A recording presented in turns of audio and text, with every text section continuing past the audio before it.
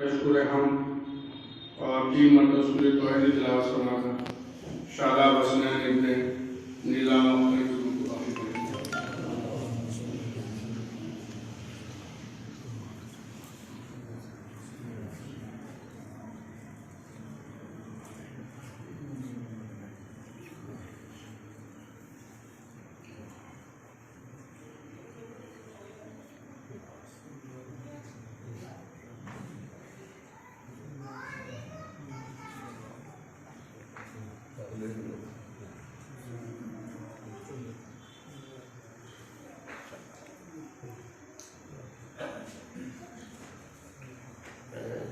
فاتحہ۔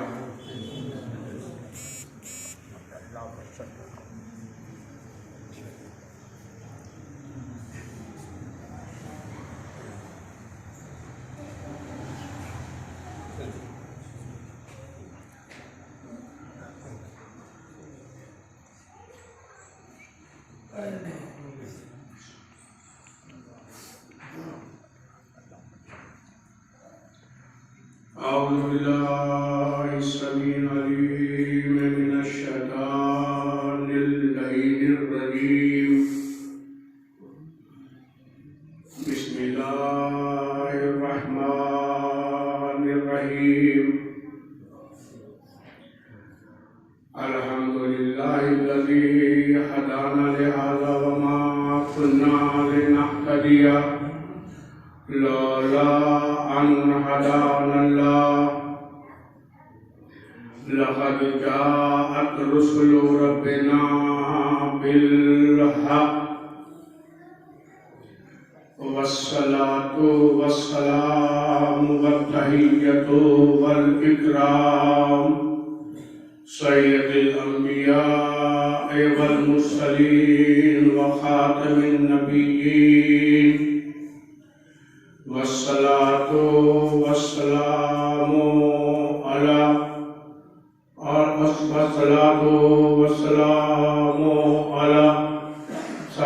مرسل اعظم صلی اللہ علیہ وآلہ وسلم۔ فاطمۃ بضعۃ منی من آذاها فقد آذانی ومن آذانی فقد آذى الله ومن آذى الله فقد كفر۔ صلى محمد وعلى محمد۔ ارباب اللہ، ایک بات مومن کہ سال ثواب کی مجلس ہے، عالم جوانی میں انتقال ہوا، یہ اتنا بڑا غم اور سانحہ ہے کہ اگر یہ فرش اعلیٰ نہ ہوتا اور اگر یہ ذکر اہل بیت نہ ہوتا تو اس غم کا کوئی مداوع نہ تھا۔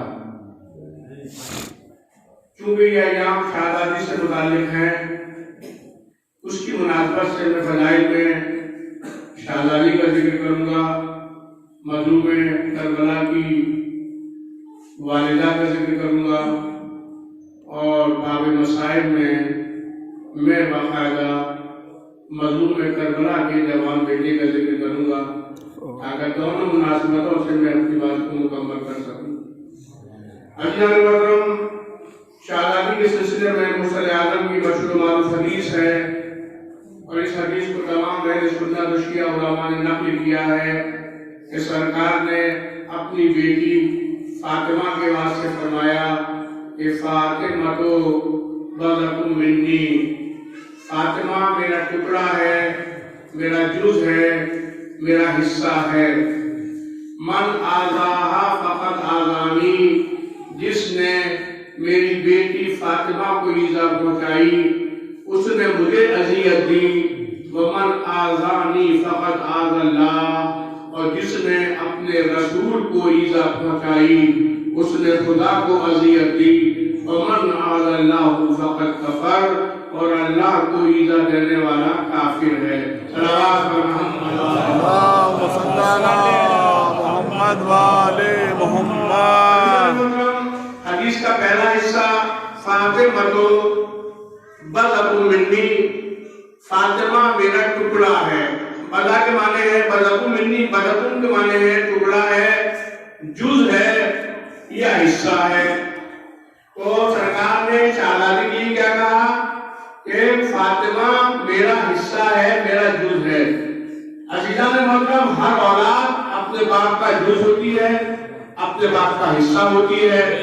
تو یہاں پر جو لوگ اعتراض کرتے ہیں کہ صاحب اس میں تو نبی کے بشری تقاضے تھے، ہر اولاد سے ہر باپ کو محبت ہوتی ہے، اس لیے سرکار کہہ سکتے ہیں کہ فاطمہ میرے جسم کا حصہ ہے، میرے جسم کا ٹکڑا ہے. لیکن عزیزوں، اگر بات یہاں رک جاتی کہ فاطمہ تو بضع منی، فاطمہ میرا ٹکڑا ہے، من آذا فقد آذانی، جس نے بیٹی کو ایذا پہنچائی اس نے باپ کو ایذا پہنچائی، تو ہم آپ کہہ سکتے تھے کہ یہ نبی کے بشری تقاضے تھے، یہ نبی کے بشری تقاضے تھے. ایک باپ اپنی بیٹی کے لیے کہہ رہا تھا، یہ باپ اپنی بیٹی سے محبت کر رہا تھا. لیکن حدیث آگے بڑھتی ہے، وَمَنْ آذَانِي فَقَدْ آذَى اللَّهُ، جس نے مجھے ایذا پہنچائی اس نے خدا کو ایذا پہنچائی، جس نے خدا کو ایذا پہنچائی وہ کافر ہے. یہ جملہ بتا رہا ہے کہ یہ بشری تقاضا لیے ہوئے نہیں ہے، بلکہ عصمت ہے جو باقاعدہ فاطمہ کے بارے میں اعلان کر رہی ہے کہ عصمت کو جز ہے نبوت کا. صلی اللہ علیہ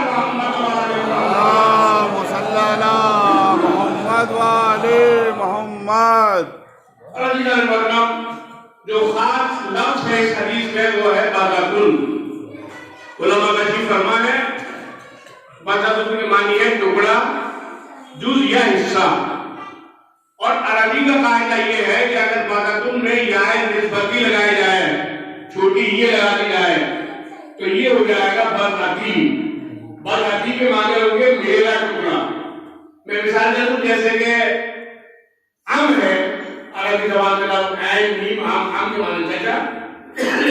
اور اگر آپ کہیں امی تو امی کے معنی کیا ہو جائیں گے؟ یہ لگتے ہی میرے چچا. ولد ہے، ولد کے معنی بیٹا. اگر آپ کہیں ولدی تو میرا بیٹا. تو عزیزو، سرکار کو تو یہ کہنا چاہیے کہ فاطمہ بضعی. توجہ چاہوں گا، فاطمہ میرا ٹکڑا ہے. جب یہ لگے گی تو فاطمہ میرا ٹکڑا. سرکار نے کیوں کہا فاطمہ بضع منی؟ توجہ چاہوں گا میں، یعنی منی کا اضافہ ہو رہا ہے. اور ہمارے یہاں فضاحت و بیان کا طریقہ یہ ہے کہ کلام میں کم سے کم الفاظ استعمال ہو اور زیادہ سے زیادہ مفہوم جو ہے کمیونیکیٹ ہو، دوسروں تک پہنچ جائے. یہ ہے فضاحت و بلاغت. قرآن مجید کو دیکھیے، فضاحت و بلاغت کی بہترین مثال ہے قرآن مجید. اور سرکار دو عالم کی ہر حدیث، ہر قول معصوم فضاحت و بلاغت کا بہترین نمونہ ہے. تو عزیزان محترم، جب منی کے بغیر کام چل رہا تھا، فاطمہ بضعی، فاطمہ میرا ٹکڑا ہے، تو سرکار نے لفظ منی کو لگایا. منی کو نکال دیا تھا، لیکن منی لگا رہے فاطمہ بضع منی. تو عزیزان محترم، میری تو مجال نہیں کہ میں مرسل اعظم کی فصاحت و بلاغت پر کوئی ایسا تصور بھی قائم کر سکوں، بلکہ میرا ایمان و یقین ہے، میرے بچے کا ایمان و یقین ہے کہ یہ تو وہ افراد ہیں کہ ان کے زبان سے نکلنے والا ہر فکرہ فصاحت و بلاغت کا کھانے مارتا ہوا سمندر ہوا کرتا ہے. اور جب سمندر ہوا کرتا ہے تو سرکار نے لفظ کا اضافہ کیوں کیا؟ کہتے تھے فاطمہ بضعی، فاطمہ میرا ٹکڑا ہے، فاطمہ میرا حصہ ہے. لیکن سرکار کہتے فاطمہ بضع منی. اب عزیزان محترم، یہاں پر دیکھنا یہ ہے کہ لفظ منی کا استعمال سرکار نے کیوں کیا. یا تو یہ کہیے کہ فصاحت و بلاغت کے خلاف کیا، ایسا ہم سوچ بھی نہیں سکتے. اور جب کیا تو اس کے اندر اس کا مطلب کیا ہوا، اس میں فرق کیا ہوا؟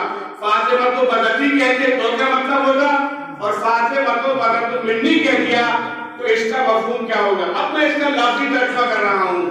سرکار فرماتے ہیں اگر سرکار یہ کہتے کہ فاطمہ بضعی تو اس کا ترجمہ صرف یہ ہوتا فاطمہ میرا ٹکڑا ہے.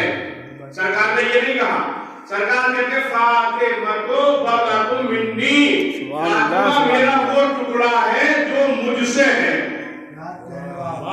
वाह वाह वाह सुभान अल्लाह सुभान अल्लाह। फातिमा तो बरकत नहीं करती क्या वो फातिमा मेरा वो टुकड़ा है कि जो मुझसे है। अब आप कहेंगे साहब इन दोनों में क्या फर्क हुआ? फातिमा तो बलदी फातिमा मेरा टुकड़ा है और फातिमा तो बरकत मिन्नी वो टुकड़ा है जो मुझसे है। सब समझिए। मिसाल के तौर पर हम और आप दरिया के किनारे गए और मैंने देखा कि दरिया में बेहतरीन शफाफ पानी जो है वो मौजे मार रहा है। मेरा ये रुमाल नजिश हो गया, मैंने उस दरिया के पानी से रुमाल को पाक कर दिया, ताहिर कर लिया, मेरा रुमाल पाक हो गया। फिर मैंने मुझको प्यास का एहसास हुआ, मैंने उसी दरिया से एक गिलास पानी लिया और मैंने वो गिलास पानी पी लिया, फिर प्यास भूल गई। अब तीसरा गिलास जो था वो कह रहे ये जुल्फकार साहब ने निकाला पानी पीने के लिए, ये भी साथ थे, फिलहाल हम भी पानी पी लें। पर जैसे ही इन्होंने एक गिलास पानी निकाला उसमें एक कतरा खून का गिर गया, उसमें एक कतरा खून का गिर गया। जैसे कतरा खून का गिरा तो मैंने कहा भाई ये जुल्फकार मियां ये पानी नजिश हो गया, ये पानी नजिश हो गया। तो इन्होंने कहा ये कैसे हो सकता है? और आप ये बताइए कि अगर ये एक नहीं और हजार कतरे इसी दरिया में ले जाके खून ये तो फिर क्या कहते हैं आप? क्या दरिया का पानी नजिश हो जाता? मैं कहा नहीं साहब, ये दरिया में अगर हजारों कतरे खून लेके जाएंगे तो अभी दरिया नजिश नहीं होगा। तो इनका सवाल बजा है कि एक कतरे ने मेरे गिलास के पानी को नजिश क्यों कर दिया? और हजारों कतरे दरिया में गिर जाए तो दरिया हजारों कतरे खून से बाकायदा नजिश नहीं होगा। मैंने कहा साहब आप समझे नहीं, जब तक ये पानी दरिया में था, दरिया का पानी था, जब आपने दरिया से बाहर निकाल लिया तो अब ये दरिया का पानी नहीं रहा बल्कि गिलास का पानी हो गया। यानी दरिया का पानी है कुल और गिलास का पानी है जुज।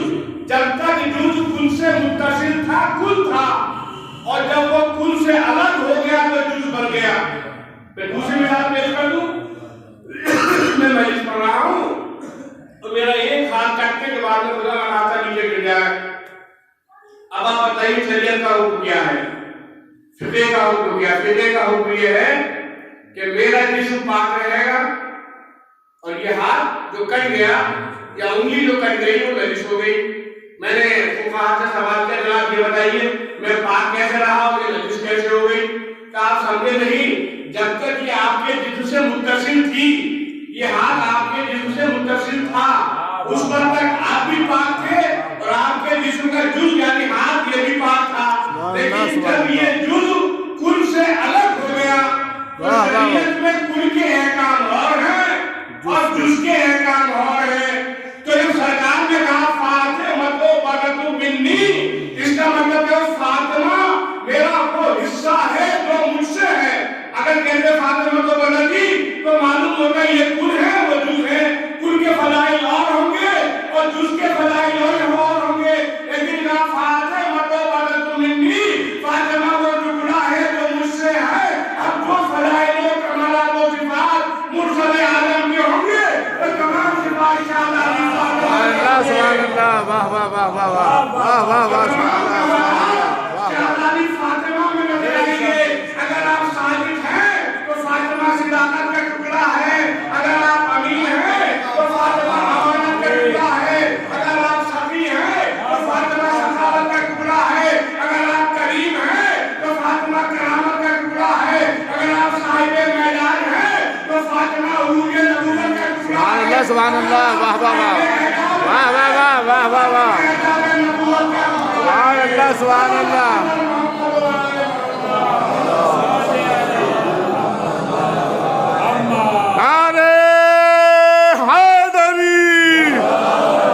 सुभान अल्लाह फातिमा मेरा वो टुकड़ा है जो मुझसे है। अब जो कमालात और सिफात मुरसले आदम के होंगे वो सब शहादाती में नजर आएंगे। तो जब तक कुल और जुज़ अलग अलग होते हैं, जुज़ के अहकाम अलग और कुल के अहकाम अलग। मिसाल के तौर पर हमने शरबत बनाया, शरबत से क्या चीज हमने आपस में मिलाई? यानी पानी था اور شکر تھی. جب تک الگ الگ تھے تو جز تھے، جب آپس میں مل گئے تو یہ کل ہو گیا. سمجھ جاؤ گا. اب جب الگ تھے تو ان کی پراپرٹی الگ الگ تھی، لیکن جب دونوں آپس میں مل جائیں گے تو اب ان کی وہی صفت ہوگی جو کل کی ہونی چاہیے. اب عزیزان محترم یہ حدیث آگے بڑھتی ہے. سمجھ جاؤ گا. اب حدیث کا اگلا حصہ ہے بہت اہم ہے. اس لیے میں نے کہا تھا کہ بعض مسلمان اعتراض کرتے ہیں کہ یہ تو نبی کے بغیر انتقال دیتے ہیں، ہر بات کو اپنی بیٹی سے محبت ہوتی ہے اس لیے کہہ دیا کہ فاطمہ تو بلد منی، اس میں کوئی فضیلت نہیں ہے. تو میں اب آگے بڑھیے. حدیث کیا کہتی ہے؟ من اللہ فقط آلانی. اے مسلمانوں، جس نے میری بیٹی فاطمہ کو اذیت پہنچائی اس نے مجھے اذیت پہنچائی. اب یہ جو مجھے اذیت پہنچائی وہاں تک تو صحیح ہے، وہ من آلانی فقط آلنا. اور مجھے اذیت پہنچانے والا کون ہے؟ جس نے گویا خدا کو اذیت پہنچائی. ومن آذى اللہ فقط کفر. اور باقاعدہ اللہ کو ایذا پہنچانے والا کافر ہے. اب عزیزان محترم یہ ثابت ہونا چاہیے، یہ ثابت ہونا چاہیے کہ چونکہ سرکار دو عالم کل ہیں اور فاطمہ کل کا حصہ ہے جو کل سے متصل ہے. جس نے فاطمہ کو اذیت پہنچائی اس نے سرکار کو اذیت پہنچائی. مثال ابھی میں نے آپ کے سامنے دی کہ میرا ہاتھ کٹ کر نیچے گر گیا. اب عزیزان محترم جب یہ ہاتھ کٹ کر نیچے گر گیا، آپ نے اس جز کو، ہاتھ کو، کٹے ہوئے ہاتھ کو آپ نے اس میں سوئی چبھانا شروع کی. تو آپ مجھے یہ بتائیے کہ کیا یہ سوئی کا چبھانا تو اس کٹے ہوئے ہاتھ پر آپ سوئی چبھو رہے اس کی تکلیف مجھے محسوس ہوگی؟ مجھے نہیں ہوگی. اس لیے کہ ہاتھ الگ ہو گیا، ہاتھ خود سے الگ ہو گیا. قیمہ کر لے ہاتھ اس کے تکلیف نہیں ہوگی. اس لیے جب یہ متصل نہیں رہا، الگ ہو گیا تو مجھے تکلیف کیسے ہوگی؟ لیکن اگر یہ ہاتھ مجھ سے متصل ہے تو سوئی انگلی میں لگتی ہے، تکلیف پورا جسم محسوس کرتا ہے.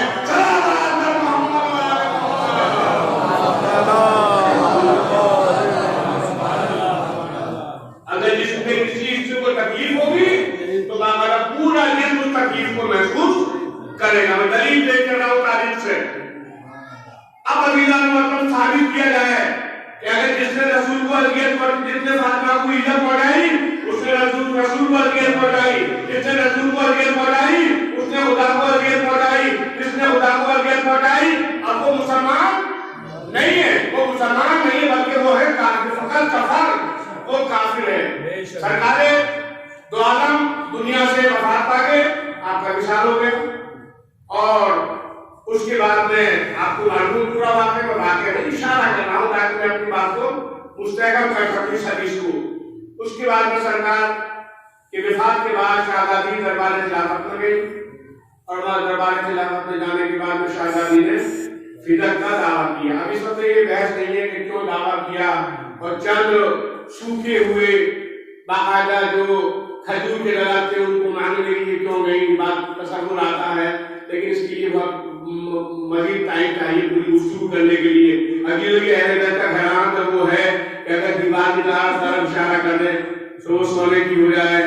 اگر یہ محفل میں کہنے شرم نہیں آتی عورت ہو کر مردوں میں بیٹھی ہے تو اس کی ہے بدل جاتی ہے. سبحان اللہ، سبحان اللہ، واہ واہ واہ. اگر ہاتھوں کو دھلا دیا جائے تو ہاتھوں کا دھون درو جواہرات میں بدل جاتا ہے. چند درختوں کے لیے، چند پیڑوں کے لیے، ایک باغ کے لیے شہزادی دربار میں جائیں اور 4-5 گھنٹے تک کھڑی رہے تو عزیز یہ اور معاملہ ہے. کبھی کسی اور دن انشاءاللہ اس پر گفتگو ہوگی. یہ معاملہ اس کا نہیں ہے، یہ معاملہ ہے وراثت، حق کے وراثت کا. اگر شہزادی اپنا حق ثابت نہ کر دی تو قیامت تک کوئی بھی اپنی بیٹی کا حق اپنی پراپرٹی میں نہ دے گا.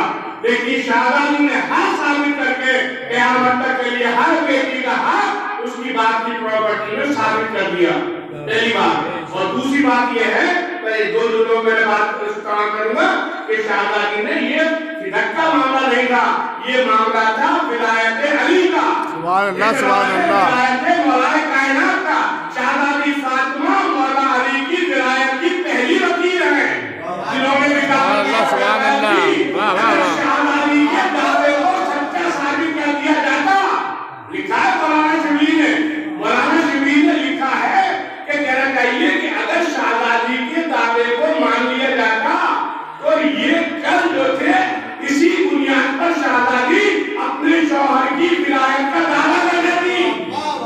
اس لیے منع کر دیا، اس لیے منع کر دیا۔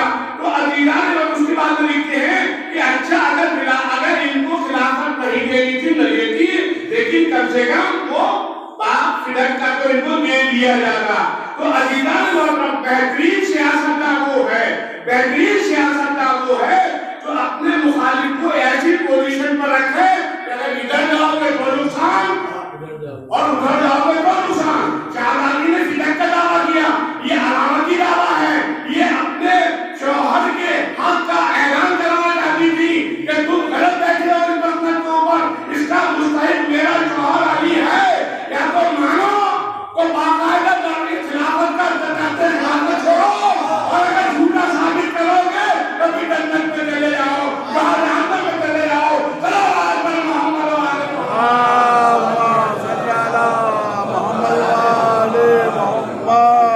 ایک طرف جہنم ہے، یا تو جہنم قبول کرو یا حق علی دے دو۔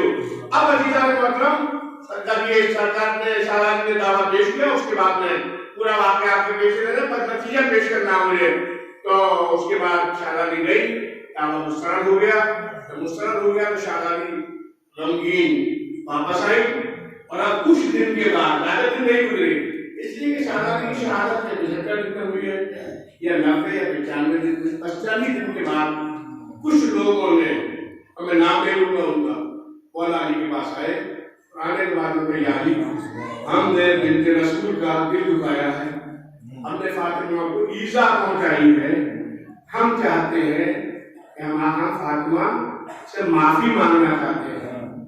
اب مولا کو کیا چاہیے تھا؟ مولا کہتے ہیں کہ میں تم کو لے کر گھر نہیں جاؤں گا، دکھا ہوا دل ہے، تمہارے پہنچنے سے اور تکلیف ہوگی، مولا کہہ سکتے تھے، لیکن مولا نے بڑی عقلمندی کا ثبوت دیا۔ مولا نے یہ نہیں کہا، کیونکہ اگر مولا یہ کہتے کہ میں تمہیں پہلے شہیدہ کو لے کے نہیں آؤں گا تو کل یہ مسلمان اعتراض کر دیتا، ہم تو معافی مانگنا چاہتے تھے، ہم تو معافی دیے جانا چاہتے تھے، لیکن علی لے کر نہیں گئے۔ اگر علی لے کر چلے آتے وہ تو بابا محشر کی بیٹی تھی، وہ معاف کر دیتی۔ علی نے کوئی خانہ خالی نہیں چھوڑا، چلو میرے ساتھ، سب کو لے کر دروازے پر آئے، اور تعریف کر کے تمام شیعہ سنی علماء نے اپنی کتابوں میں لکھا ہے، درمیان پہ ایک پردہ حائل کیا گیا، ادھر شاہزادی ہے، ادھر یہ مسلمان ہے۔ سب مسلمانوں نے سلام کیا، ہر تاریخ میں لکھا ان مسلمانوں نے جنہوں نے دل دکھایا تھا، جنہوں نے تکلیف پہنچائی تھی، جنہوں نے حق فاطمہ کھایا تھا، ان سب نے سلام کیا، لیکن شاہزادی نے جواب سلام نہیں دیا۔ اس کی ہم تو بہت سے علماء اور توجیہ کرتے ہیں، تو نہیں کیا، اس وجہ سے نہیں کیا، لیکن عزیزان محترم ایک بات کا سوال پیدا ہی ہوتا ہے کہ سلام کا جواب سنت ہے یا واجب ہے؟ سلام کا جواب ہے واجب۔ میں نے آپ کو سلام نہیں کیا، کوئی پریشانی نہیں ہے، لیکن اگر میں نے سلام کر دیا تو باقاعدہ آپ پر واجب ہے کہ میرے سلام کا جواب دیں، یعنی سلام کا کرنا سنت ہے اور جواب سلام جو ہے وہ واجب ہے۔ اب عزیزان محترم یہ تمام مسلمان رسول کی بیٹی کو سلام کر رہے ہیں، شہزادی جواب نہیں دے رہی ہے۔ شہزادی یہ کیا کر رہی ہے؟ یہ سلام کا جواب نہ دینا ہے گناہ، کر کے سلام جو ہے، کر کے جواب جو ہے یہ ہے گناہ، اور یہ آپ کیا کر رہی ہے؟ سلام ہو رہا ہے، جواب سلام کیوں نہیں دے رہی؟ اس لیے کہ میں گناہ کا تصور بھی نہیں کر سکتا، آپ تو آئے تکلیف کے حساب میں ہے۔ سبحان اللہ، تو سلام کا جواب تو دے دیتی کہ تو نے میرے بابا کی حدیث کو غور سے نہیں پڑھا، بابا نے یہی تو کہا تھا فاطمہ میرا ٹکڑا ہے، جس نے فاطمہ کو ایذا پہنچائی اس نے مجھے ایذا پہنچائی، جس نے مجھے ایذا پہنچائی اس نے خدا کو ایذا پہنچائی، جس نے خدا کو ایذا پہنچائی اس نے وہ کافر ہے۔ مسلمان کے سلام کا جواب واجب ہے، کافر کے سلام کا جواب واجب نہیں ہے۔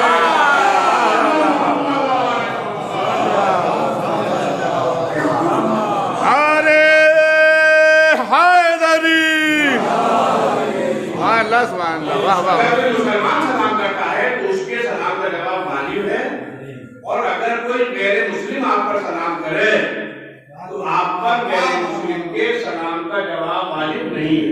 تو عام طور پر وہ سلام بھی کیسے نہیں کرتے جیسے ہمارے یہاں تو آدھا ورد کرتے ہیں، آدھا ورد تو آپ سمجھیے وہ سلامی نہیں ہے، لیکن اگر کسی کا سلام علیکم میں آپ کی سلامتی چاہتا ہوں تو آپ کہیں گے وعلیکم السلام، میں بھی آپ کی سلامتی کی دعا کرتا ہوں۔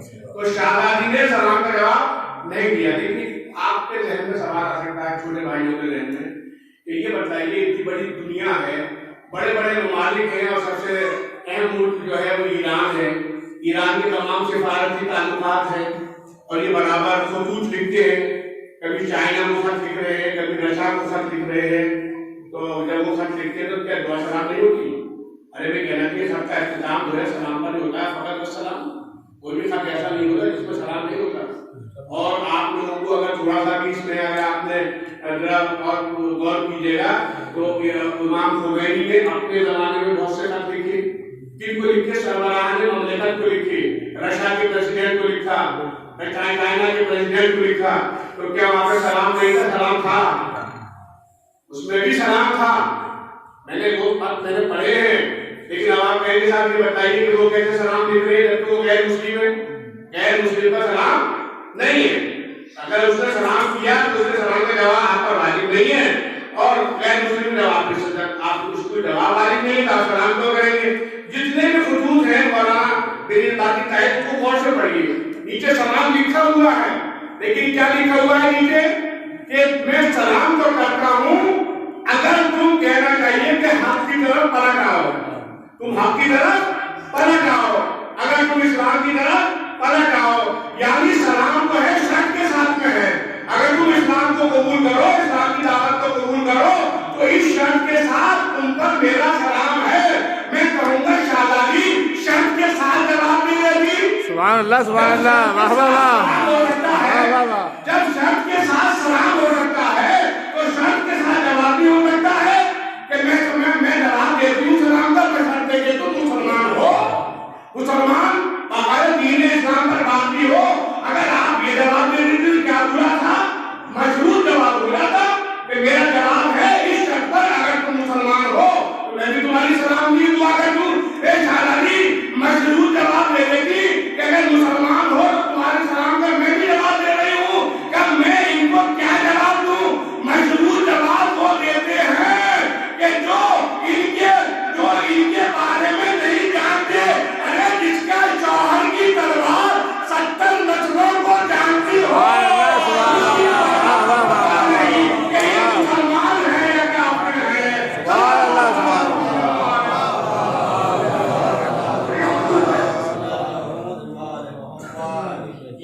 یہ شرط کا استعمال تو وہاں کیا جاتا ہے ہم کو نہیں معلوم کہ کیا ہے کیا ہوگا، ان کے دادا کیسے تھے، ان کے پردادا کیسے تھے۔ ارے جس کی شوہر کی تلوار 70 نسلوں کا جائزہ لے وہ فاطمہ، اگر علی نہ ہوتے تو فاطمہ کا کفر نہ ہوتا۔ میں جانتی ہوں ان کی نسلیں کیا ہیں۔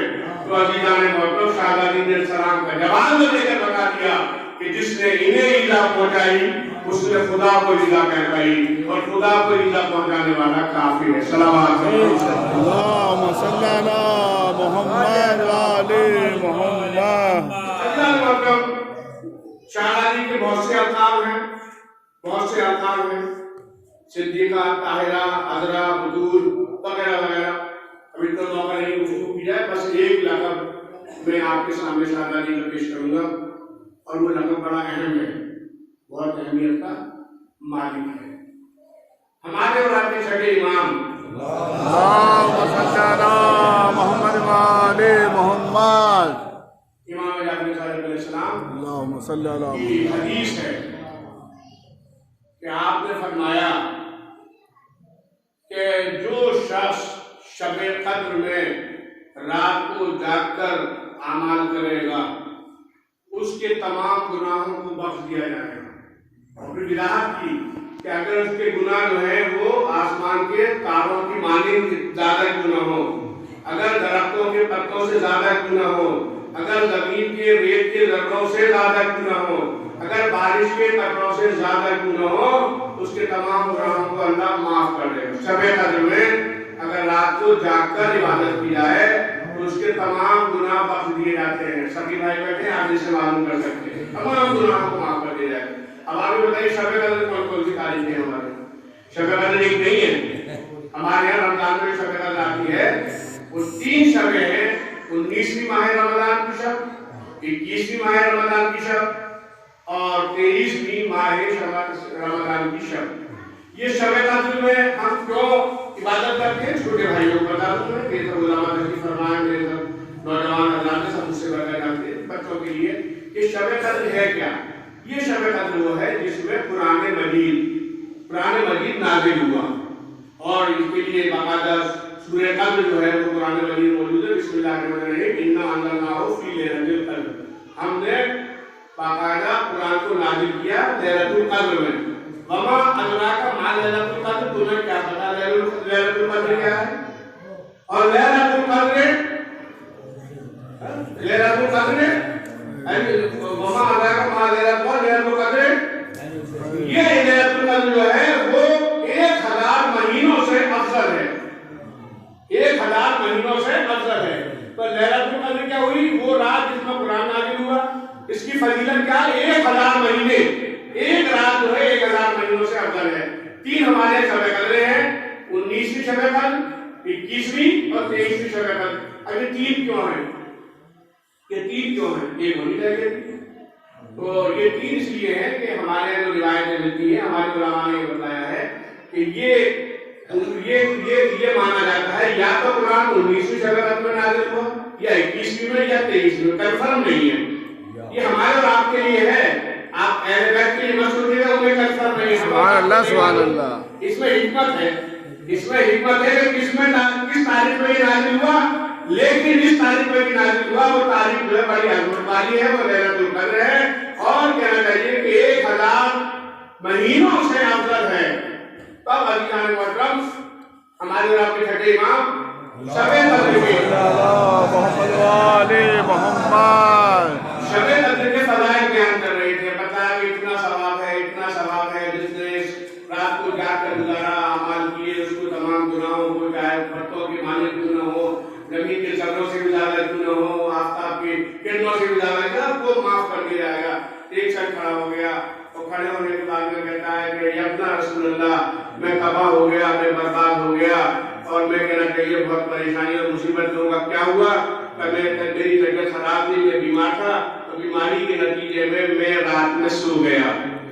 شب قدر گزر گئی, میں سوتا رہا.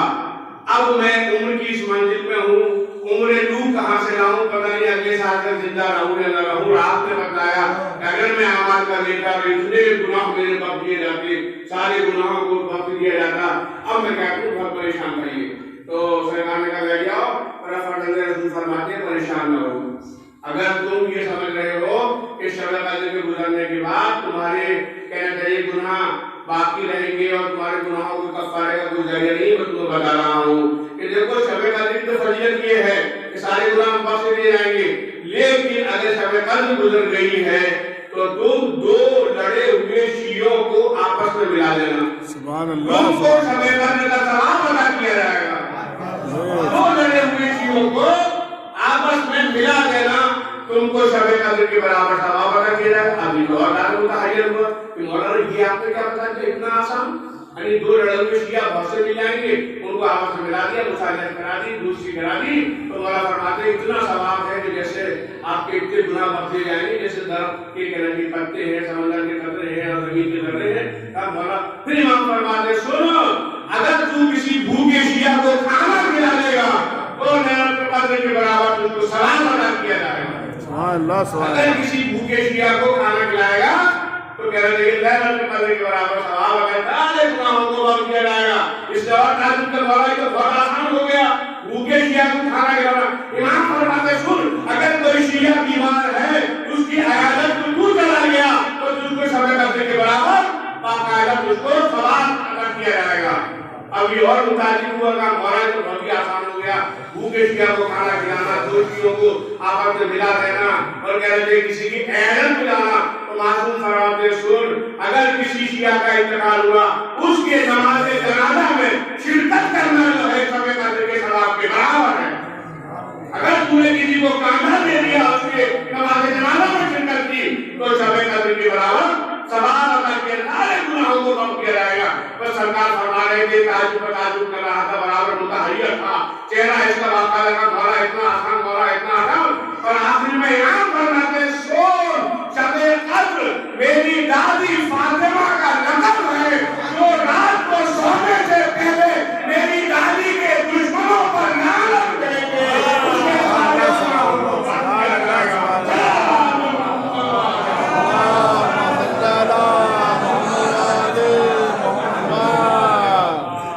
جو رات کو میری دادی کے دشمنوں پر لعنت بھیجے, اس کے سارے گناہوں کو بخش دیا جائے گا, تاکہ انہیں زیادہ گناہ ہوں. جناب سیدہ کے قاتلوں پہ لعنت. اب عزیزان محترم, اب یہ 3 شب قدریں ہیں, 19, 21 اور 23. یہ سوال بھی چونکہ چھٹے امام سے کیا گیا ہے, جاننے والے نے آیا مولا کے بعد چاہنے والا تھا, کہنا مولا یہ بتائیے کہ ان 3 شب قدروں میں کیا آپ جانتے ہیں, ہمیں آپ کو پتا نہیں کہ آپ جانتے ہیں کہ ان میں آخری شب قدر کون سی ہے جس کو قرآن نازل ہوا. تو مولا فرماتے ہیں مجھے معلوم ہے, اگر مجھے نہیں معلوم ہوگا تو کس سے معلوم ہوگا, مجھے معلوم ہے ان 3 میں 19, 21 اور 23 شب قدر میں کون سی وہ شب قدر ہے جس کا مولا بتائیے. میں نہیں بتاؤں گا, میں نہیں بتاؤں گا, مولا کیوں نہیں بتائیں گے, کہ اس لیے نہیں بتاؤں گا کہ تو 2 شب قدر کو چھوڑ دے گا. اگر میں نے بتا دیا تو 2 شب قدر میں تو اعمال کرنا چھوڑ دے گا. قدرت یہ چاہتی ہے تینوں شب قدر میں اعمال کیے جائیں, رات کو جاگا جائے اور اعمال کیے جائیں. اب یہ خاموش ہو گیا, اب یہ خاموش ہو گیا. امام نے کیا کہا کہ تینوں شب قدر میں اعمال کیجیے. دیکھیے شب قدر جو ہے سالاری فاطمہ کا لقب ہے, 3 راتیں ہیں جن میں قرآن نازل ہوا, یا اس میں ہوا تو ایک ہی رات میں, یا 19 میں, یا 21 میں, یا 23 میں. اب مناسبت دیکھیے, لیلۃ القدر سالاری فاطمہ کا لقب, 3 تاریخیں ہیں, قرآن اس میں نازل ہوا, یا اس میں نازل ہوا, یا اس میں نازل ہوا. اب میں آپ سے سوال یہ کر رہا ہوں, شہزادی کی پیدائش کی تاریخ کون سی ہے, بتائیے آپ مجھے. اور شہزادی کی قبر کہاں پر ہے, یہ بھی بتائیے مجھے. جنت البقیع. شہزادی کی پیدائش کی تاریخیں بھی 3 ہیں. شہزادی کی دیکھیے, وہ ہم کو باقاعدہ کنفرم نہیں معلوم, کوئی جو شہزادی ایک ہی تاریخ میں پیدا ہے, لیکن ہمارے یہاں کیا ہے کہ کہتے ہیں 3 تاریخیں ہیں کہ جس میں شہزادی کی وفات ہوئی ہے. شہزادی کی وفات کب ہوئی, بعد رسول یا 75 دن میں, یا 90 دن میں, یا 95 دن میں. تو شب قدر تھی, شہزادی کی شہادت کی تاریخیں 3, اور شہزادی کی قبر کہاں پر, وہ بھی 3 مقامات ہیں. کیونکہ شہزادی کی وصیت تھی, شہزادی کی وصیت تھی کہ ابو الحسن یہ نہ بتانا کہ فاطمہ کی قبر کہاں ہے, نشان قبر کو مٹا دینا. تو عزیزان محترم, شہزادی کی قبریں 3 جگہ ہیں, لیکن کنفرم نہیں کہہ سکتے آپ کہ یہ کنفرم جگہ نہیں یہاں پر ہے. مگر جنت البقیع ہے, اور دوسرے ریاض الجنہ ہے, اور تیسرے مولا علی کا گھر ہے. مولا علی کا گھر, یہ 3 جگہ جو ہے وہ آپ کے قبروں کے بارے میں کہا جاتا ہے, یا یہاں دفن ہے, یا یہاں دفن ہے, یا یہاں دفن ہے. اب 3 چیزیں ہو گئی. شہزادی کا لقب لیلۃ القدر, آپ کہہ نہیں سکتے کہ 21ویں 19ویں یا 23ویں کون سی شب لیلۃ القدر ہے. شہزادی کی شہادت کے بارے میں 3 روایتیں ہیں کہ بعد رسول 75 دن, یا 90 دن, یا 95 دن, اور شہزادی کی قبریں یا ریاض الجنت میں, یا کہنا چاہیے کہ آپ کے جنت البقیع میں, یا مولا علی کے گھر میں.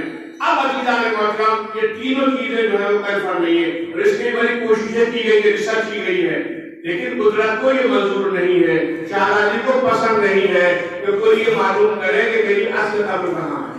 کہ شہزادی کو پسند نہیں ہے. میں دلیل لے کر رہا ہوں, ہمارے بہت بڑے عالم تھے مرد تقریر, اور انہوں نے باقاعدہ ایک عمل کیا.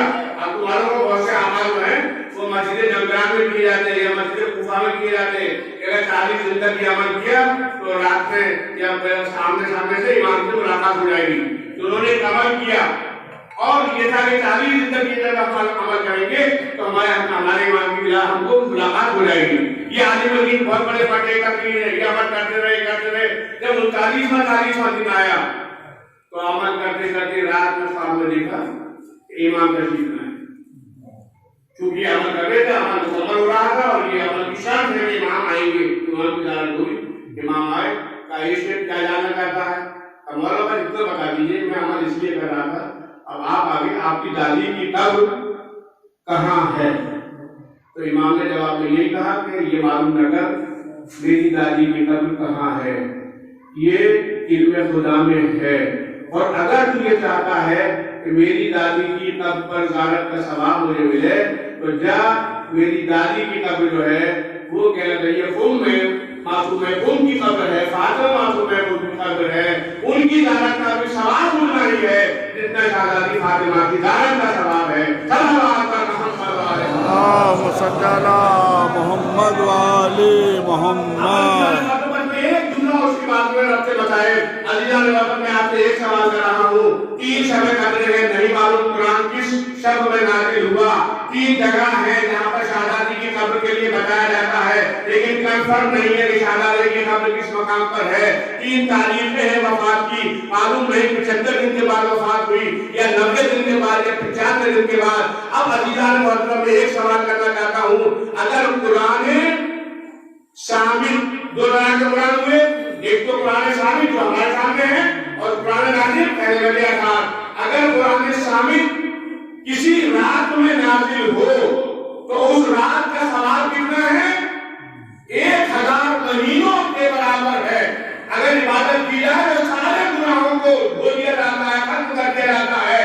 تو عزیزان محترم، قرآن شامل یعنی یہ قرآن مجید جو ہمارے سامنے ہے، اگر کسی رات میں اور نازل ہو، لیلۃ القدر میں نازل ہو، تو عزیزان محترم اس رات میں عبادت کرنے والے کے گناہوں کو بخش دیا جاتا ہے۔ تو ایک قرآن نازل جس رات میں نازل ہو وہ 1000 مہینوں سے افضل ہوتی ہے، اور جس فاطمہ کی آغوش میں 11 بولتے ہوئے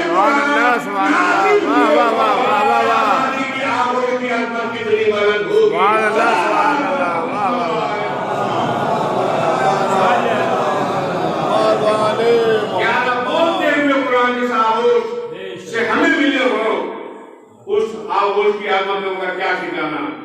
بس اب شہزادی کی عظمت معمولی عظمت نہیں ہے۔ شہزادی کی سب سے بڑی صفت کے لیے میں برابر کر کے بجٹوں میں یاد کرتا ہوں کہ ہمارے ہر معصوم بھی باقاعدہ کہنا چاہیے ہے جو سب کے رب کو محمد کے رضا، لیکن جو ایک میں خوبی پائی جاتی ہے لوگ نہیں ہے کہ وہ صفت دوسرے میں بھی پائی جائے۔ مثال کے طور پر جناب امام حسین علیہ السلام کو سید الشہداء کہا جاتا ہے، تو بس یہ سید الشہداء ہیں، دوسرا کوئی امام سید الشہداء نہیں ہے۔ امیر المومنین مولا علی کا لقب ہے، کسی اور امام کا لقب نہیں ہے۔ غریب الغربا ہمارے آج کے امام کے لیے کہا جاتا ہے، کسی اور امام کو نہیں کہا جاتا۔ سیدنا سجاد موجود امام کو کہا جاتا ہے، کسی اور کو نہیں کہا جاتا۔ تو بس عزیزان محترم، اسی طرح سے جو شہزادی ہے، شہزادی کی پہلی خوبی یہ ہے جو کسی معصوم میں نہیں پائی جاتی، وہ یہ ہے کہ شہزادی تمام ائمہ کے لیے حجت ہے۔ یہ میں نہیں کہہ رہا، 11ویں امام کی حدیث ہے، 11ویں امام کی حدیث ہے کہ نانو حجتنا علی الخلق، ہم لوگ جو ہیں غور فرماتے ہم لوگ ہیں پوری دنیا کے لیے، پوری کائنات کے لیے حجت ہے۔ وجدتنا فاطمہ حجت علینا، اور ہماری دادی فاطمہ خود ہمارے لیے حجت ہے۔ یعنی 12 معصومین پوری کائنات کے لیے حجت ہے، اور شہزادی فاطمہ جو ہے ان ائمہ تعین کے لیے حجت ہے۔ پہلی صفت آپ کی یہ ہے، اور دوسری صفت یہ ہے کہ جتنے بھی ائمہ تعین ہیں ان سب کا نور جو ہے وہ شروعوں سے ہوتا ہوا، ارحام سے ہوتا ہوا، گزرتا ہوا آیا ہے، لیکن شہزادی کا نور اتنا پاکیزہ تھا کہ یہ شروعوں سے نہیں گزرا۔ جب امام حسین کی زیارت پڑھتے ہیں تو کیا کہتے ہیں؟ السلام علیکم، کہنا چاہیے کہ ارحام کا ہے نا، یعنی ان ارحام پر ہم سلام کرتے ہیں جو طاہر ہیں، یعنی ارحام سے ہوتا ہوا، باقاعدہ شروعوں سے ہوتا ہوا یہ نور گزرا ہے۔ لیکن شہزادی کا نور شروعوں کو ہوتا ہوا نہیں گزرا، بلکہ اس نور کے لیے حضور صلی اللہ علیہ وسلم کو معراج کی منزل پر جانا پڑا، اور یہ نور جو ہے معراج کی منزل سے تحفے میں موسیٰ علیہ السلام کو دیا گیا۔ تو بس عزیزان محترم، آخری بات، اب شہزادی کا جو ہے کہ عظمتوں کا اندازہ ہم نہیں لگا سکتے۔ کبھی کبھی لوگ سوال کرتے ہیں جناب مریم سے مقابلہ کرتے ہیں کہ جناب مریم سے مقابلہ ہوگا شہزادی کا، جناب مریم سے بھی شہزادی کا کوئی مقابلہ نہیں ہے، کوئی مقابلہ نہیں ہے۔ مریم ہر یک نسبت عیسیٰ عزیز اب اس نسبت حضرت زہرا عزیز جناب مریم کی ایک صفت ہے کہ ایک معصوم کی ماں ہے جس کا نام عیسیٰ ہے، لیکن فاطمہ وہ ہے جو 11 معصومین کی ماں ہے۔ فاطمہ وہ ہے جن کا باپ بھی معصوم ہے، جن کا شوہر بھی معصوم ہے، جن کی نسل سے 11 امام جو ہے وہ سب معصوم ہے۔ اور ایک باقاعدہ بادشاہ تھا دشمن اہل بیت، اس کا بھرا ہوا دربار، علماء فضلاء سب دربار میں موجود تھے، اور وہ بادشاہ جو ہے سوال کرتا ہے بتاؤ کہ جناب فاطمہ کی عصمت زیادہ ہے یا جناب مریم کی؟ تمام علماء بیٹھے، آپ بتاؤ۔ اب علماء باقاعدہ سوچ میں پڑ گئے کیا جواب دیں کیا جواب دیں۔ اب سب ایک دوسرے کا شکل دیکھ رہے ہیں، بادشاہ صاحب بولو، میرا تم سے سوال یہ ہے مجھے بتاؤ کہ تم دونوں میں شہزادی فاطمہ میں اور جناب مریم میں افضل کون ہے؟ سب خاموش تھے۔ آخر میں بادشاہ سے کہا بادشاہ ہمیں 3 دن کا موقع دے دیں، ہم باقاعدہ کتابوں کا مطالعہ کریں گے اور مطالعہ کرنے کے بعد ہم بتائیں گے کہ ان دونوں میں افضل کون ہے۔ بادشاہ نے کہا میں بغیر دلیل کے کوئی بات نہیں سنتا، میں بغیر دلیل کے کوئی بات نہیں سنتا، مجھے بتاؤ ان دونوں میں افضل کون ہے۔ 3 دن تک یہ مطالعہ کرتے رہے، ان کی میٹنگ یہ ہوتی رہی۔ جب 4تھے دن آئے پھر بادشاہ نے سوال کیا کہ بتاؤ کون افضل، مریم افضل یا شہزادی فاطمہ؟ اور تمام علماء بولے ہمارے مطالعے کے نتیجے میں افضل جو ہے وہ مریم ہے۔ بادشاہ نے کہا کہ شک یہ مجھے دلیل دو۔ اب دلیل سنیے، کیونکہ علماء کہتے ہیں پہلی دلیل تو یہ ہے کہ قرآن اعلان کر رہا ہے یا مریم قال یا مریم انا طہرک، یعنی ہم نے تم کو باقاعدہ طاہر کیا ہے، ہم نے تمہاری طہارت کی ہے۔ یعنی قرآن مجید جو ہے جناب مریم کی طہارت کا اعلان کر رہا ہے، ہم نے تمہیں چنا ہے اور ہم نے تم کو طاہر کیا ہے۔ یہ پہلی دلیل ہے۔ ایک جگہ جو ہے قرآن مجید میں فلاں سورہ کے اندر جو ہے وہ جناب مریم کی طہارت کا اعلان ہے۔ دوسری دلیل کیا ہے کہ قرآن مجید کا فلاں سورہ جو ہے اس کا نام ہی سورہ مریم ہے، اس کا نام ہی سورہ مریم ہے۔ فاطمہ کے نام پر کوئی سورہ نہیں ہے، لیکن مریم کے نام پر سورہ مریم موجود ہے۔ پر جیسے سنا تو بادشاہ کو یقین آ گیا، لیکن میں ایک علی کا چاہنے والا بھی بیٹھا تھا دربار میں، ایک کونے سے کہا بادشاہ یہ غلط بول رہے ہیں، یہ جھوٹ بول رہے ہیں، یہ جو بات کر رہے ہیں غلط بات کر رہے ہیں۔ فاطمہ کا مقابلہ مریم سے ہو ہی نہیں سکتا۔ مریم اور فاطمہ میں فرق وہی ہے جو زمین اور آسمان میں فرق ہے۔ سبحان اللہ سبحان اللہ۔ اس کے بیچ میں اگر فرق اتنا بڑا ہے تو دلیل میرے پاس کیا ہے؟ تو وہ لیکن اس نے یہ نہیں کہا کہ میں سوچ کر آؤں گا پڑھ کر آؤں گا، اس نے کہا بادشاہ دلیل سن۔ پہلی دلیل یہ کہتے ہیں کہ کہنا چاہیے کہ ان اللہ اصطفیٰ کے وطہرہ کے، جناب مریم کے لیے نازل ہوا، ہم نے آپ کو چنا اور آپ کو طاہر کیا۔ جناب مریم کے لیے ایک مرتبہ طہارت کا لفظ قرآن میں آیا ہے، لیکن فاطمہ زہرا وہ ہے انما یرید اللہ سبحان اللہ۔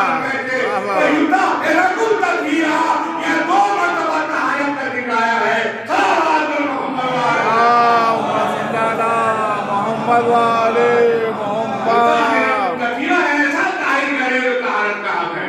اور دلیل کیا ہے؟ دوسری دلیل یہ ہے، یہ کہتے ہیں کہ جناب مریم کے نام پر سورہ مریم موجود ہے، لیکن یہ بتائیے کہ کہنا چاہیے کہ شہزادی کی شان کا ایک نہیں 2 سورے موجود ہیں۔ سورہ حل عطا شہزادی کی شان میں نازل ہوا، سورہ کوثر فاطمہ کی شان میں نازل ہوا۔ سبحان اللہ۔ بادشاہ خاموش ہے، تمام علماء دیکھ رہے ہیں، اور دیکھیے 2 دلیلیں نہیں، بادشاہ اور سن، اگر ابھی بھی تو مطمئن نہ ہوا ہو تو اور سن۔ فاطمہ میں اور جناب مریم میں زمین و آسمان کا فرق ہے۔ ایک فرق یہ بھی ہے جناب مریم کا ایک بیٹا معصوم، مریم کا ایک بیٹا معصوم، لیکن فاطمہ کے 11 بیٹے معصوم۔ اگلی دلیل سن، مریم کا جو بیٹا ہے اس کو شہادت نصیب نہیں ہوئی، مریم کے بیٹے کو شہادت کی سعادت حاصل نہیں ہوئی، لیکن فاطمہ کو ہے کہ جن کے 11 بیٹوں کو شہادت کی سعادت حاصل۔ سبحان اللہ سبحان اللہ۔ بادشاہ متحیر تھا یہ کیا کہہ رہا ہے، اس کے آگے بڑھتا ہے بادشاہ اور سن، شہزادی میں اور جناب مریم میں کوئی مقابلہ نہیں ہو سکتا۔ جب جناب مریم اپنی پرائیویٹ لائف میں تھی تو حکم تھا کہ وہاں پر کوئی نہیں جائے گا۔ جب جناب مریم سورہ مریم میں واقعہ موجود ہے، جب پرائیویٹ لائف میں تھی تو حکم تھا کوئی وہاں نہیں جائے گا، لیکن اس کے باوجود جبریل امین وہاں پہنچ گئے، جبریل امین وہاں پہنچ گئے۔ لیکن جب فاطمہ زیرے چادر تھی تو زیرے کی جبریل کی ہمت نہیں تھی کہ وہ چادر میں اللہ سبحان اللہ واہ واہ واہ واہ واہ واہ اللہم صلی علی محمد والی محمد. اور ان سے پورا دربار سن رہا تھا. اس کے بعد میں شخص کہتا ہے بادشاہ اگر ابھی بھی مطمئن نہ ہوا ہو اتنی دلیلیں میں نے دی ہیں یہ سب وہ دلیلیں ہیں جو سننے سے تعلق رکھتی ہیں کتابوں میں پڑھنے سے تعلق رکھتی ہیں. اب میں وہ دلیل پیش کر رہا ہوں جو عملی پہلے حد سے ہے. اگر آج بھی ابھی بھی تو شک میں ہے کہ فاطمہ افضل ہے یا مریم ہے تو کچھ زمانہ اور گزرنے دے ادھر عیسیٰ بھی زمین پر آئیں گے. سبحان اللہ واہ واہ واہ واہ واہ واہ. دیکھ لینا آگے بڑھ کر نماز کون پڑھا رہا ہے پیچھے مریم کا بیٹا نماز پڑھ رہا ہے. صلوات محمد اللہم صلی علی محمد والی محمد. یہ ہے شاہزادی فاطمہ. فاطمہ تو بدل منی. فاطمہ میرا ٹکڑا ہے میرا جز ہے میرا حصہ ہے. جس نے فاطمہ کو اذیت پہنچائی اس نے مجھے اذیت پہنچائی. شہزادی کی عظمت کے لیے کیا کم ہے کہ جب مصلی اعظم مدینے سے باہر کہیں جاتے تھے تو سب سے آخر میں فاطمہ کے دروازے پر آتے تھے اور جب باہر سے مدینے تشریف لاتے تھے سب سے پہلے یعنی جب رخصت ہو رہے ہیں تو آخری بیٹی کی لعنت اور جب آ رہے ہیں تو سب سے پہلے بیٹی کا دیدار. تو دیداری نہیں دروازے پر رکتے تھے اور کہتے تھے ماذا رسالت تجھ پر میرا سلام اے مطلب طہارت تجھ پر میرا سلام. اللہ تعالیٰ یہ بتاؤ کہ جس دور کا رسول فاطمہ کے دروازے پر رک کر سلام کر رہا ہو وہ کون سا مسلمان ہوگا جو تیرے سیدہ کے سامنے سے گزرے اور شہزادی کو سلام نہ کرے. میں نے دیکھا یہ وہ دروازہ تھا کبھی قرآن اتر رہا ہے کبھی حدیث نازل ہو رہی ہیں کبھی جبریل خیاط بن کر آ رہا ہے کبھی فرشتے آ رہے ہیں. اللہ دارو جس دروازے پر انوار کے سوا کوئی نہ آ سکا لیکن ابھی رسول کا کفن بھی میلا نہ ہونے پایا تھا اسی دروازے پر آگ و لکڑیاں جمع کی گئی. شہزادی کا جلتا ہوا دروازہ شہزادی کے پہلو پر گرا اور ایک لوہے کی آواز بلند ہوئی صبح علیہ مصائب اللہ صبح علیہ مسجد علیہ. اے بابا آپ کے بعد وہ مصیبتیں پڑی اگر سیاہ دلوں پر پڑ جاتی تو وہ سیاہ رات میں تبدیل ہو جاتی. مجھے شہزادی کی شہادت نہیں بیان کرنی. اللہ دارو ایک مرد مومن کے ایصال ثواب کی مجلس ہے ایک جوان کے ایصال ثواب کی مجلس ہے جس نے عالم شباب میں انتقال کیا. اللہ دارو میں نے بہت زیادہ ملاقات نہیں کی میں باہر رہا لیکن جب میں نے تصویر سوشل میڈیا پہ دیکھی تو میرا بھی کلیجہ منہ کو آنے لگا. اللہ دارو جوان کی موت جو ہے ذرا ماں باپ سے پوچھو کہ جوان کی موت کا صدمہ کتنا بڑا صدمہ ہوتا ہے. اللہ دارو میری بھی ایک جوان بیٹی کا جوان بیٹی کا انتقال ہوا اور بہت دن سے وہ بیمار تھی یعنی وہ صحت میں نہیں تھی ہمیشہ بیمار رہی لیکن جب جوان بیٹی کا انتقال ہو گیا تب تک میں نے جانتا تھا کہ اولاد کا صدمہ کیا صدمہ ہوتا ہے.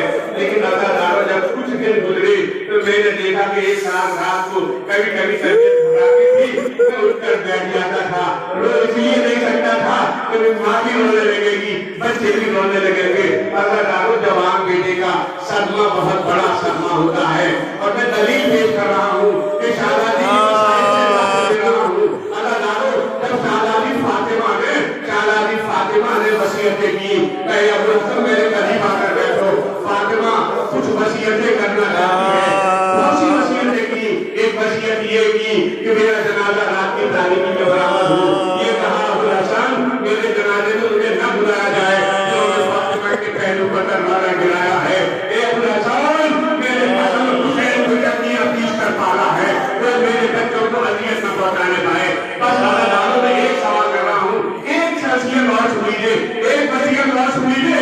میں جوان کی طرف آ رہا ہوں میں حسین کے جوان کی طرف آ رہا ہوں. اللہ تعالیٰ شہزادی فرماتی ہے ابو الحسن میرے بعد حسین کا خاص خیال رکھنا. دیکھو ابو الحسن میں روزہ میں دیکھتی ہوں میرے بچے حسین کو بہت پیاس لگتی ہے. یہ میرا بچہ بہت پانی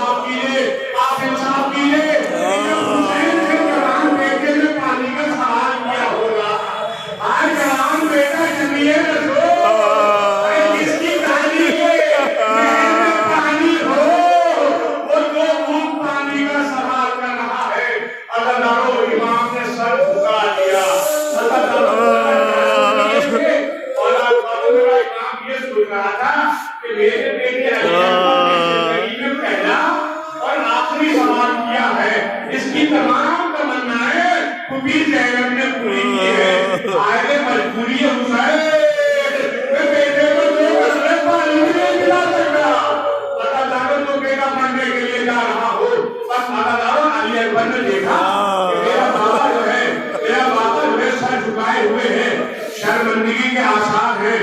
امام نے سر اٹھایا، کہا بیٹا علی اکبر آج یوم امتحان ہے، باقی تو ممکن نہیں.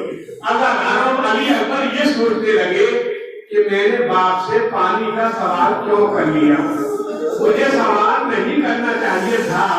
ہائے میرا باپ، آج یوم امتحان میں میرا سوال پورا نہیں کر سکتا. رہی باپ جو اب تک 70 باتیں نازل آ چکا ہے، اس کے دل پر کیا گزر گئی ہو.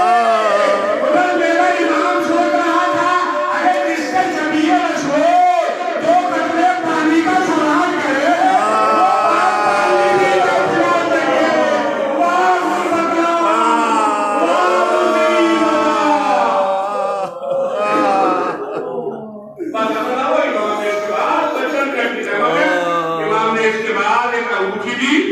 اور کہا بیٹا علی اکبر یہ انگوٹھی اپنے دہن میں رکھو. بس علی جناب علی اکبر نے انگوٹھی کو دہن میں رکھا. یہ شاہزادہ چلا، لیکن اولاد تصور شاہد ذہن میں تصور قائم کریے، ایک تصور قائم کریے باپ کے دل میں خلیج، حسین کے دل میں خلیج کہ میں تمنا پوری کیوں نہ کر سکا، اور جوان بیٹے کے دل میں خلیج ہائے میں نے اپنے مظلوم باپ سے پانی کا سوال کیوں کر لیا. ہائے میرے باپ کے دل پر کیا گزر گئی ہوگی. بس علی اکبر چلے اور اس کرنے کے بعد علی اکبر نے کیا کرنا شروع کی. چاروں طرف سے ملائی جناب اکٹھا ہونے کے بعد علی اکبر کو بات پروار کر رہے تھے. ایک مرتبہ علی اکبر کے سینے پر پرچی کا پھل لگا، یہ جوان گھوڑے سے زمین پر آیا، ایک آواز دیا علیکہ من السلام.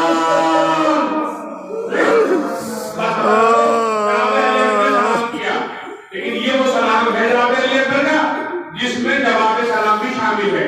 شریعت میں نے نہیں بتایا سلام کے جواب واجب ہے، لیکن علی اکبر جانتا تھا کہ میرا باپ تو مجھ سے زیادہ پیاسا ہے.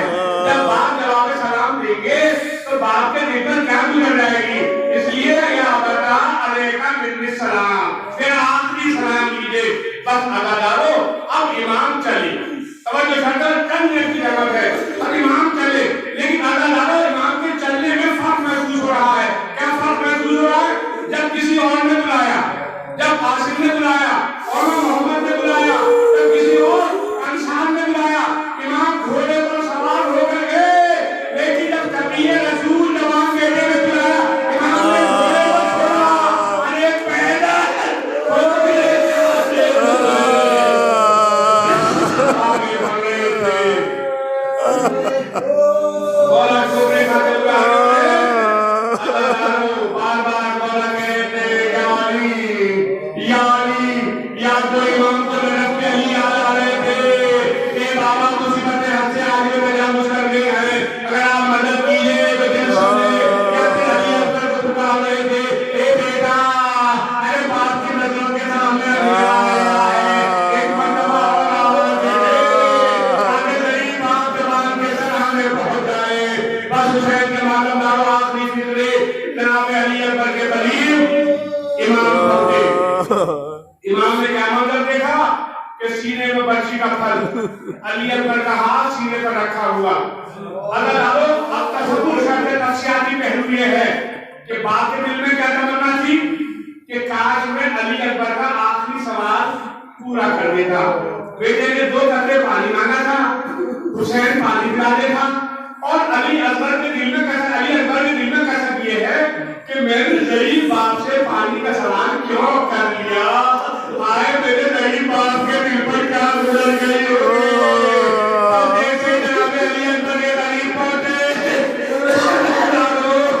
امام نے دیکھا کہ علی اکبر نے آنکھیں کھولی اور امام کو آواز دی اے بابا اپنا چہرہ میرے قریب لائیے، اپنا چہرہ میرے قریب لائیے. جوان کے مجموع کے قریب امام نے اپنا چہرہ کیا. ایک مرتبہ قریب آواز میں جوان بیٹے نے کہا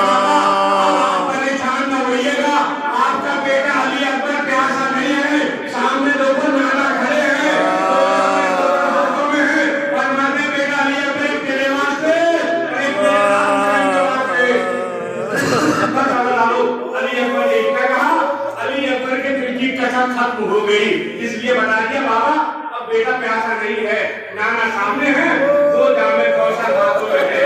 लेकिन अदादारों मुझे ये बताओ, ए मातमदारों मुझे ये बताओ, ये ज़ईफ बाप तेरे ज़ईफ इमाम के दिल पर क्या गुजर गई होगी। तेरे ज़ईफ इमाम तो वही सोच रहा था कि अगर मैं पानी पिला देता तो कितना अच्छा होता। बस अदादारों अली अकबर ने आंखें बंद की, इमाम आगे बढ़े, इमाम आगे बढ़े। इमाम ने कहा बेटा अली अकबर आंखें खोल, मौत का बात करीब है लेकिन आंखें खोल। अली अकबर ने आंखें खोली। मौला फरमाते अली अकबर एक बात बता, आज जो इम्तिहान जरूर है लेकिन अगर तेरे दिल में कोई तमन्ना हो तो अपने बाप से बयान करके अगर जानो। अली अकबर के लबों को गुंजाइश को जुम्बिश हुई का फरमाया ए बाबा अली अकबर के दिल में तमन्ना है लेकिन बयान नहीं करूंगा। आज जो इम्तिहान है, आज जो इम्तिहान है, मैं बयान नहीं करूंगा। आज ये सुनना था। इमाम ने जमीन में करबला पर हाथ रखा और फरमाते बेटा अली अकबर तेरा बाप आपका इमाम है, मैं वादा करता हूँ तू जो कहेगा इसको करके रहूंगा, तुझे मुकम्मल करके रहूंगा। बस ये सुनना था। अली अकबर ने कहा ए बाबा जब मैं मदीने से चला था तो मैंने बहन सुमरा से वादा किया था, ए बहन सुमरा मैं तुझे मिलने के लिए मदीने आऊंगा। आज मेरे बहन के सालों में हो गए।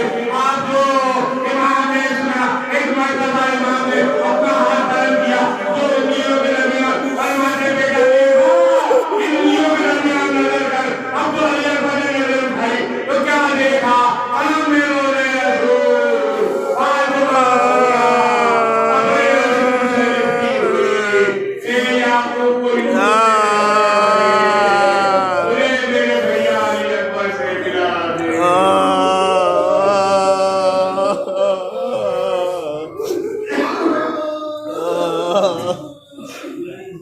अली मरते सूरज और ये मरते सूरज कोई जरा जवाब